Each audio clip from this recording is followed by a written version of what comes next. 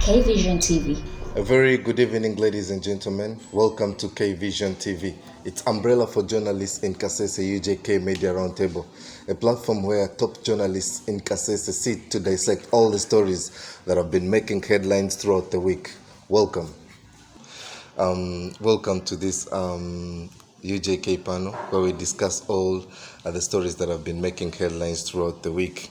Among the stories to talk about or that we're going to dissect today, to start with top, I think it's an event I think it's something that happened yesterday. We all experienced, however, we were doomed. It was not expected that Luviria, it's called River Luviria in Bwera Customs on Congo-Uganda border. It burst its banks just like the Nyamwamba one, heavily, like never before. For some time now, I've never seen Luviria burst its banks and, doing such destruction like they did. I think Jerome Kule Biswande, on my right, will talk about that in the near future. Then we'll also assess the speech of the president. I mean, the open up. Is it really open up, or things are still as usual, or business is still as usual? Because a lot of people got excited by speeches and saying very soon taxis, buses, and schools will halfway open. But is it really an open up, or we are still in the lockdown? And three, we'll also talk about issues pertaining the burst of River Nyamwamba. River Nyamwamba bursting its banks and affecting a lot of people. We found out that many people are victims because a lot of their construction and their business are done in a way, can I say, way where Nyamwamba is supposed to pass throughout the way. Someone tipped me and said even environmentalists in Kasese, those people are supposed to be, making alarms for people, you have to relocate, get out of this, are actually taking part in the destruction, such as construction and so forth. Then we'll also make sense of national politics, especially the 10 million, 20 million for the MPs.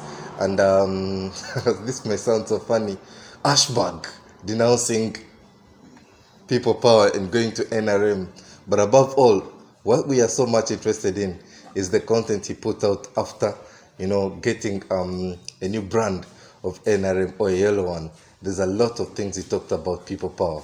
Are they really from a honest perspective? Ladies and gentlemen, welcome to K-Vision TV, UJK Media Roundtable. Top journalist here with me. We'll start from my right, one-on-one introducing himself, and then we go to the topics as stipulated down here. Thank you so much. Welcome, boss. Thank you. Jerome Kule Biswande, Kasese-based journalist. Quite often, I prefer to call myself a freelance journalist. Yeah. Thank you. I'm happy for. So today you're leaving out. And the only lady on the the only lady on the table. Yes, my name is Jolly Mbambu. Happy to be here. Myself, I'm the host. My name is Ukash International, and on my left. I'm Alex Sandrero. I'm a freelance journalist based in Kasese. What makes you international? Yeah. Well, that's Jerome. And to start with, I think Jerome is well versed with the story of the River Rubiria and Pondo Lubiria Town Council, popularly known as Bwera, on the borders of Uganda and Congo. Jerome, you were there. I was not there. River burst its banks. How did it affect? What are the damages? And do you anticipate more of the same coming?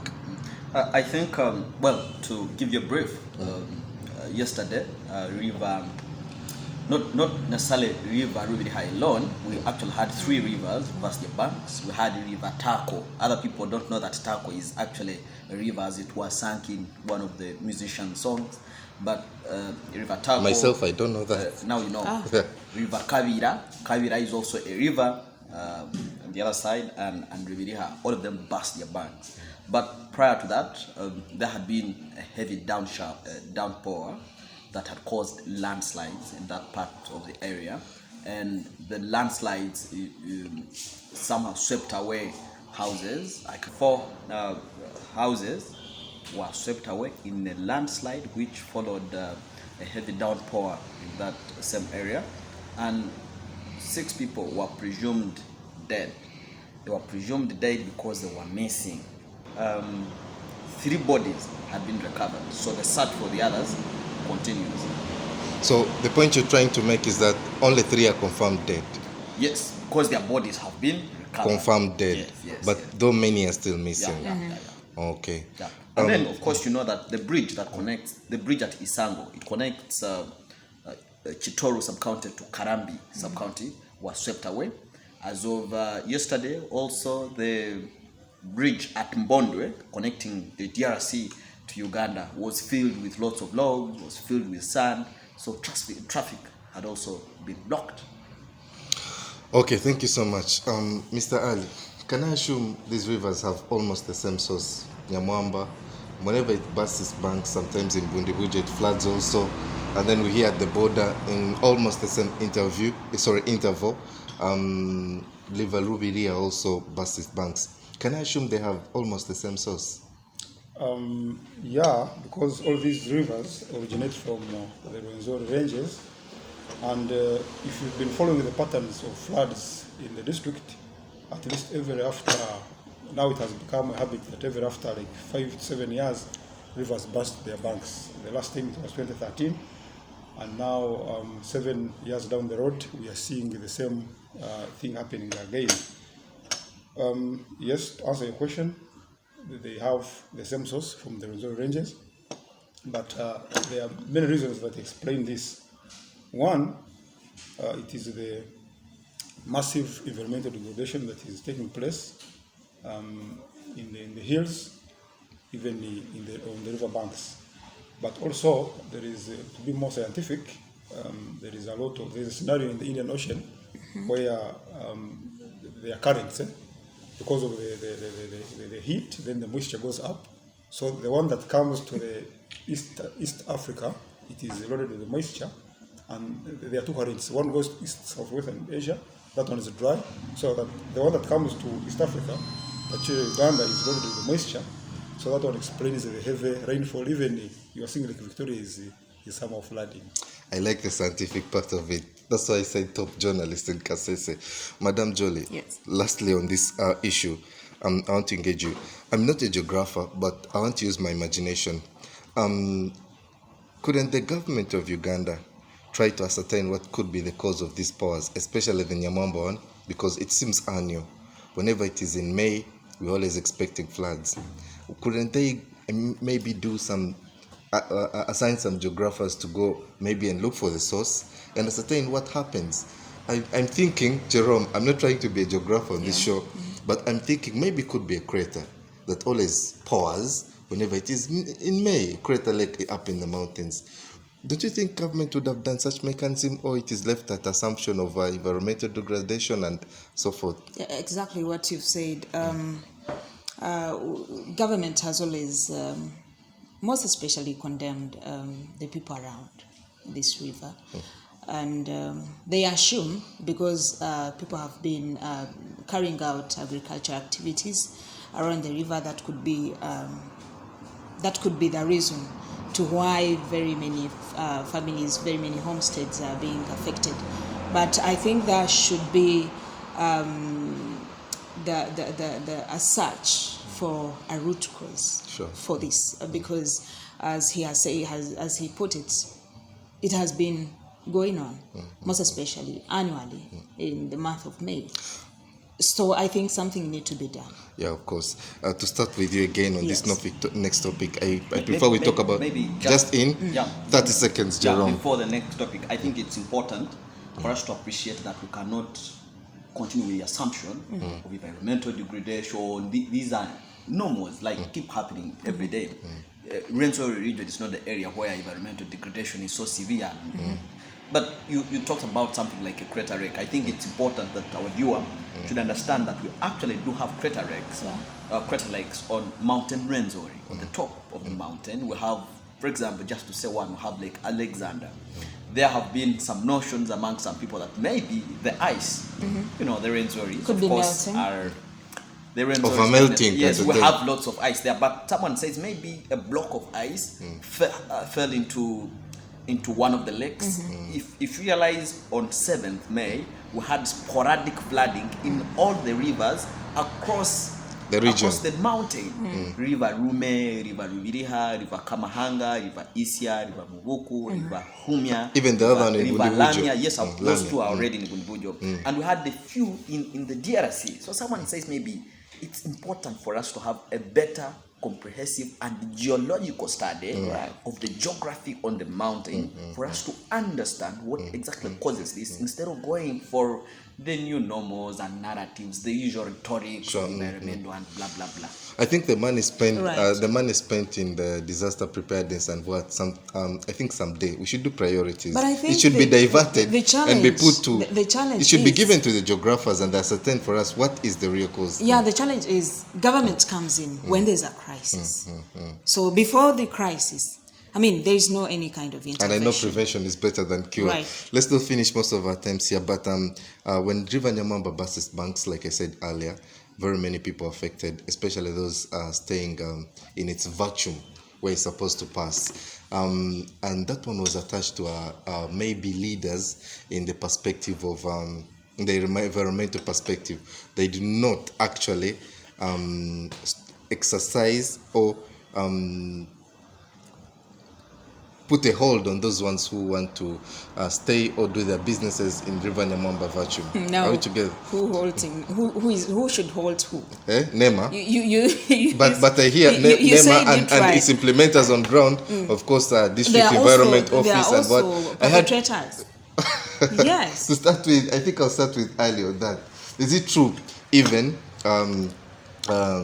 district leaders who are supposed to practice that, I mean, prevention of such disastrous effects by saying no or holding people not to construct or do their business in R.Nyamwamba vacuum, are actually victims? Yes, possibly to build my point, Mr. Okasha, I think we need to go back to, you see, Kilembe Valley was the mining hub, and the Canadians had effectively handled the flooding issue of R.Nyamwamba by permanently placing some machines there to always desilt the river once in a while. And I think that one partly explains why flooding was not massive during the mining days.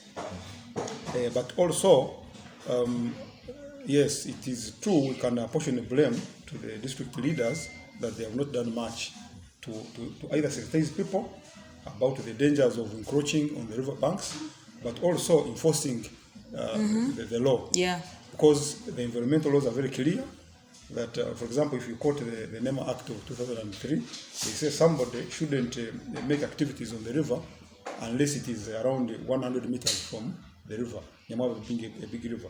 But we don't see that thing being implemented. But also, we have also to blame the town planners who were inconsistent by that time, because there are some areas which were supposed to be green water channels, green spaces. I had Poko on a radio. Poko, I've forgotten the other name. Jerome, he was a planner or something? He's a physical planner. Planner. And by the time, Wilfred Poko, when R.Nyamwamba burst banks, he was busy on a radio blaming, you see, I told people this plain Red Cross, I told people places in Mumbuzi, I told them, of which I did not find it right, in my opinion, especially at such a time when people are doomed with such kind of disastrous issue. You don't tell them I told you. First tell them sorry, get them a solution, we can do this, and then later on after settlement you tell them, but you see what I told you, you know what happened? I find it no sense when you come, people, when someone has died, they say, I told you don't do this, you get problems and what. So it's not a matter of blame game. At the time we're looking for solutions on how to help and save people who are still there. Yeah, but I had one of our environment officers, Cody, has a house somewhere in the vacuum of Nyamwamba plant area. Is it true, Joel? But possibly, allow me to chip in briefly before Joel comes in. Around 2 years back, the Kasese municipality wrote a document to NEMA because they had failed to enforce the eviction of the people at the Red Cross. And that document was supposed to be endorsed by an officer at the district in the environment department. And because now Cole is a victim, he sabotaged it. So those are some of the challenges. I thought he was a very strict guy. I remember meeting Cole for the first time. We were in a meeting somewhere, and he gave me a lot of headache. He was busy asking for my ID. What I thought he was principled. Okay. Enough. But what's your take on you such did kind pose of something about the district leaders would be victims right there. I don't want to point fingers at any person, but I want the district leadership to come out and really explain to the people, digest this information of environmental degradation. If you look at the houses around Nyamwamba River, it will define the kind of people who are actually constructing there.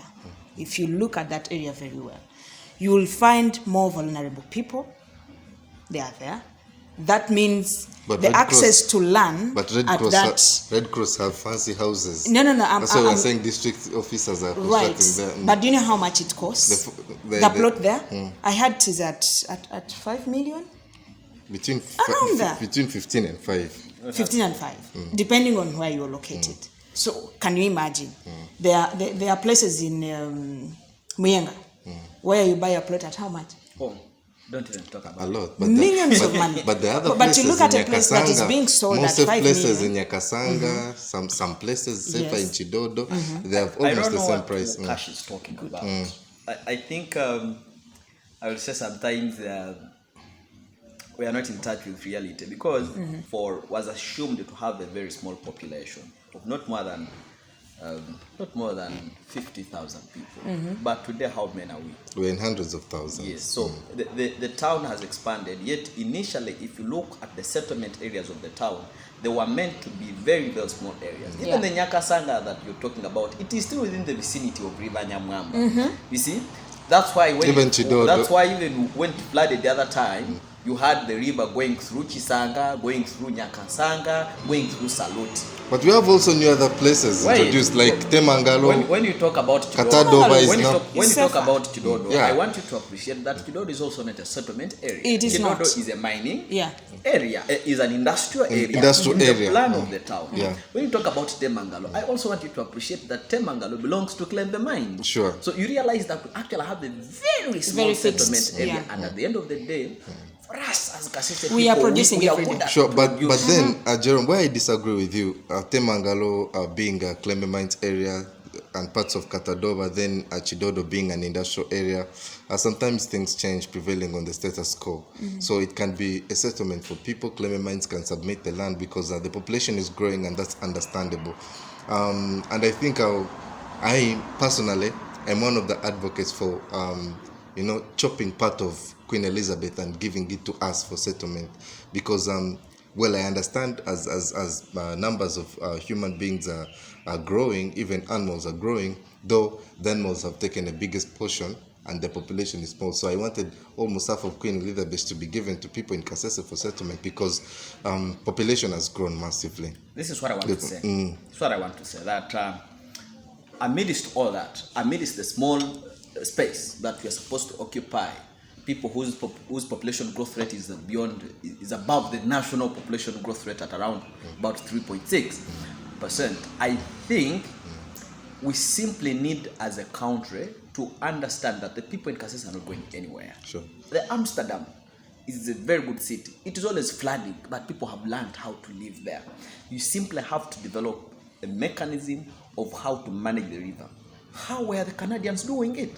So we cannot sit here and then we begin talking. People will go nowhere. What we will do as Uganda, we'll wait for Musa Echero. We'll wait for Musa Echero to come and see the destruction after destruction. Otherwise, there are no preventive measures. We are going to the next topic. I know how top journalists can be sometimes. They are too worried. They can. Oh my God. One last thing. 2 seconds, yes. Jerome.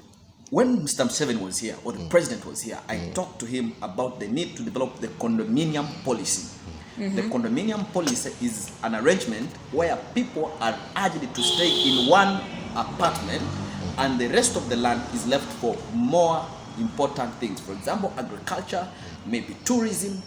If Uganda comes out to develop a condominium policy, it will go a long way in helping us to leave certain land. Jerome is advocating for policies even when the available policies are not working. Well, I mean policies that should work. I think that's too good for now. Ladies and gentlemen, before we can go to our next issue for discussion with these top journalists, remember we are shooting live from Cafe Olimako, where we're getting this beautiful coffee. You must come here for fast foods, lots of snacks ranging from pizzas, sandwiches, and many more. Lots of drinks starting from fresh cheese. You want the best coffee in town, you want the best African tea in town, you have to come to Cafe Olimako and feel the taste. I can see Lady J and Jerome are busy enjoying the tea. How's the tea, Lady J? Very, very good. You're saying the coffee is very, very nice. There is nothing better than this in Western Uganda. Oh my God. Well, that's nice of you, Jerome. So come to Cafe Olimako and taste for yourself. The next issue on our agenda is about the open up of the lockdown by His Excellency President Museveni. I remember earlier this week I hosted His Worship the Mayor, Godfrey Kabyanga, and talked to him about the same. I said, you see, opening up. What do you think? What do you mean by opening up? What do you mean? Opening up, letting us free, Are you free? Easing on the lockdown. Like, are you free, really? That's my question. When I asked Kabyanga, and I stressed the issue of masks. President saying, you see, I've opened up, but only after 2 weeks, when 90 will be ready to serve all Ugandans with the masks, then you can open up. I told Kabyanga, Clever Boy is in town. Me personally think it was only a polite way to say I extended for 2 more weeks. But Kabyanga said no.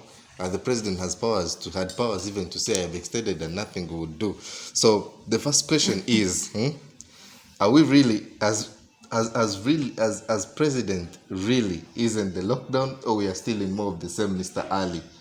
Mr. Ali came footing. Yeah, those are some of the inconveniences, really. But you see, Uganda, like any other country, in order to combat the spread of the COVID-19, which is a very, very lethal disease, it embraced the lockdown. And if you remember, the lockdown came in phases. And therefore, the easing of the lockdown, if it must be there, it must also be in phases. Otherwise, we risk, if he eased the lockdown massively, then we may have a second wave of infections, which may be dangerous. Jolly, when did the president address? The recent one? Was on it Wednesday. Wednesday? Yeah. And today is Friday. He eased. What did he ease, Mr. Ali, and what has changed since? That's why when he addressed the nation on Monday, it was a Monday, it's as if his speech was more confusing, and because of the pressure on the social media, the reaction, the public reaction, then he was forced to come back on Tuesday and make some clarification. And can I tell you why it was so confusing? Yes. Is he isn't, and people celebrated, and at the end of the day, they saw more of the same. There was no change. And you see, I think the president didn't want to announce the extension of the 2 weeks directly.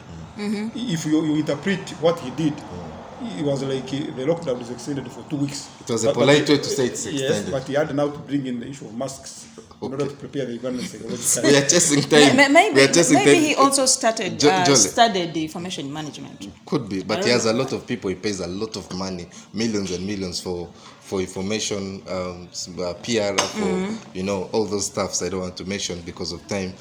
Jolly, do you think NITIL has the capacity to make more than 30 million masks in 2 weeks? For the case of 2 weeks, I may not know. I may not say yes or no, but my worry is on the distribution. Yeah, the timing. Yeah, timing. And when it comes to distribution, again, this is a decentralized government. So it means LOC 5, chairman LOC 1. What? Now the public. I don't think the 2 weeks really, in Kasese, if I speak on that kind of perspective, might be realistic. Realistic, because of course they are not yet processed. They have to process them. After some time, they tell us they are ready. Then distribution starts. This is where I want to bring in Jerome. Jerome, supplying food to 1.5 million people only in Kampala and Wakiso has not yet been fulfilled up to now, and we are going to 2 months. How about the 30 million masks in the whole Uganda? 101. How many districts do we have? Because we make every day 119 something. No, we have 130 something.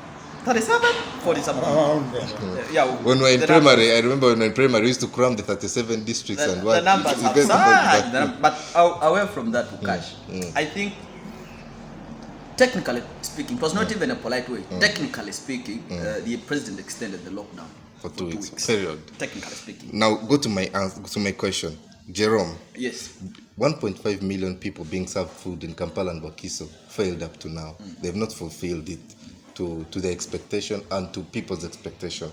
Do you think we really have, or the government has capacity to supply masks, 30 million masks in the whole Uganda in 100 plus districts? Stop joking, my friend. Stop joking. That is not happening, at least according to my observation.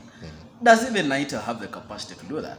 Maybe they'll put various. But also that aside, how did they zero down to NITEL to produce? Sure, because I've been seeing such kind of complaints, and what very many others came on board. Maybe they were also in the procurement process claiming they have capacity and they want to help NITEL. How many masks will NITEL be producing, and how many masks will be given to each individual? What happens if I lose my mask? Those are the Where questions. do I get it? I think we have so many questions. Let us make this thing simple. We shouldn't assume that in 2 weeks we are going to be free. Let government provide food relief for Kasese. Why? People are in different lockdowns, including the victims, the flood victims. And when it comes to 2 weeks, personally, I'm not sure. In 2 weeks, we will access these masks. And it means people will be still locked down. So that's why I'm advocating for that. Okay. I actually see more days being added. More days. Even so weeks. Jole says the lockdown is still on. Ladies and gentlemen, I know Ali want to chip in, but there are still 2 key issues we want to talk about, and we are out of time. It's almost beyond our time. The next issue is the 10,000 contribution appeal from the National Task Force. Ali, have you paid? I've not yet got my pay. You didn't do that. But anyway, if it comes, I can contribute. But Mr. Ukasha, there's what they call timing. In the first place, you've locked people down for around a month or so. People are not working. I think to me it wouldn't be prudent to ask them money now. But most importantly, the National Task Force has been collecting money, and both in cash and in kind. But up to date, they have not made accountability. So that's why I think, that's why you saw there was a lot of... So Ugandans are losing faith. Yeah, they are losing faith in government, and especially when it comes to accountability issues. Okay, Jolly, Yeah. do you think this is a good move for them to request for 10,000, especially like Mr. Ali said, the timing now, Ukash, where everyone seems broke. Government is not even supposed to request us to give in. Like, people need to willingly give in, even much more than 10,000. Sure. And this works very well when people know how this money is being used. Sure. If it is But if I being may ask for accounted what? for. But if I may ask for what? Giving for what? We have gotten over $1 trillion, 1.7 trillion if I'm not mistaken, in line with COVID-19. You get the point? A lot of corporate companies have contributed. Like Ali said, we've not gotten the accountability. And me and you, Jolly, are broke. You get the point? So the 10,000 for what? I'm sure government has a budget for this. But if you have the 10,000, give it to me instead of sending it to the national tax force. Because charity begins at home. Right. Charity begins at You home. had me saying people in Kasese district need food relief. But I talked of government providing. And that means we still have that faith in government, that it should learn how to give back to her people. And if it comes to, when it comes to giving back, it means we are the ones feeding government with all those items. Let it be money. Like you've been seeing people contributing.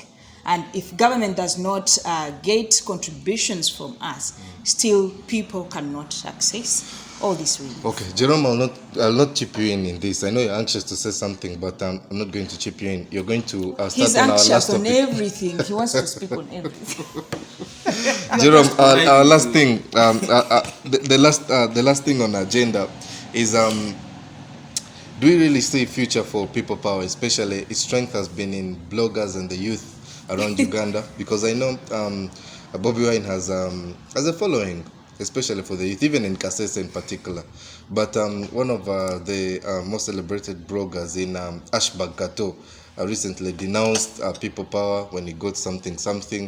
They even gave him cows and sorts. What is the future for people power, especially youth, when they're seeming broke and they're getting Mugati from somewhere? My friend, there is survival for the fittest. If you are very broke, I can tell you that in many instances, you will always consider survive. That's why you see Bobby Wine himself first built his personality, first built himself. He first made some level of money to enable him to gain independence. Yes, to gain financial independence. If you don't have financial independence, I can tell you, it becomes very, very difficult for you to sustain a cause that does not give you direct benefits at the time. So, in this entire discussion, I can guarantee you, believe you me, my friend, if it is not sustainable to build a long cause, because this is not a short-term cause, a long cause on broke guys and boys and girls. I get you. Well, I understand you more than Ashburg himself. All his statements, I find them bogus, you know. After you have left people power, then you start saying, you see, we're gaining nothing apart from those small parties at Busawara. You see, this guy is like this. You see, people power is full of these malls and all the ill things. I find them nonsense. Why? Because I'm not a fan for, especially these ladies, whenever we divorce or we break up, and that's when they can see the negative part of it. You get the point? Jerome, when you're part of UJK umbrella for journalists, say our weaknesses when you're still part. There it's of value. But after we break up with you, then you go and say, that's a bunch of stats. But don't blame him alone. Ali, why do you think that happens sometimes? Is it really right to say ill things about something after the breakup? It means now in Uganda we don't have politicians, especially on the opposition side. Actually, we have opportunists.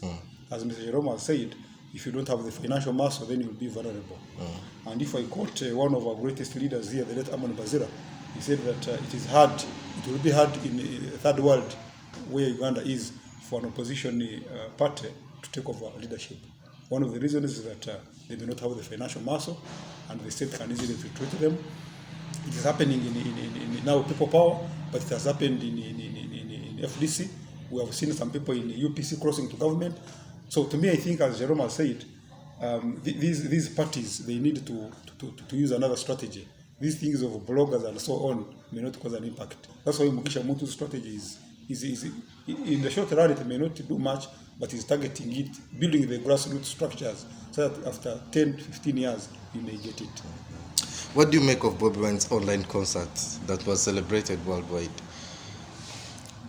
Is it a gain for him? What is wrong with that? Is it a gain for him? He's using his own talent. Is it a gain for him? To do whatever he can. Yes, it is.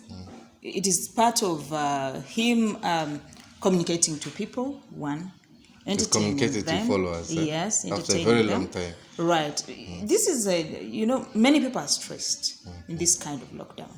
So if actually he comes out with an innovation, we can't disguise it. Personally, I don't disguise someone because of his political party or any other thing. But is using his opportunity to actually use the lockdown to deliver something. Dr. Kiza basically is using it to show the world that he's a medical doctor. The president is using the lockdown to show that he's actually the president of Uganda. But also, thank you so much. We are actually using the same lockdown to show that we can deliver. This is what it takes to host journalists on the podium. I think you can see the challenges sometimes you go through as hosts of different shows where we host different journalists at the podium. To sum it up, everyone in 2 seconds. 2 seconds. What has been your worst experience in the week? Or what is your best? Either of the two. If the worst is heavier, then if both sides, then you tip us on what you think will make headlines next week. What will be your biggest headline? Well, for me, my worst was 2 seconds. Yes, my worst was that when the president stepped foot in the district on Wednesday, we did not afford to raise the Renzuru flag. The other two flags were up. that somehow there is a way it icked me a little. But it's fine. We always look for it another time. The biggest headline next week, I think if we are a serious district, we need to continue thinking about how to manage the floods within this district. How to manage floods in Kasese will be Kule Jerome Biswande's headline of the district. Then Madam Jolie. Right. I want to bring my experience for the lockdown, not necessarily for the week. It's been hard to foot looking for news. It's been hard. It's been really hard. The foot looking for this. Then your headline. So my headline is why children and women in camps. Everyone is there, but they seem to be many than any other. Numbers inflating in camps for children and women. Yeah. Ali, what's your worst moment of of course, the week my and your biggest headline? Yeah, of course, my worst moment was losing people in the flash floods yesterday. It wasn't something good, really.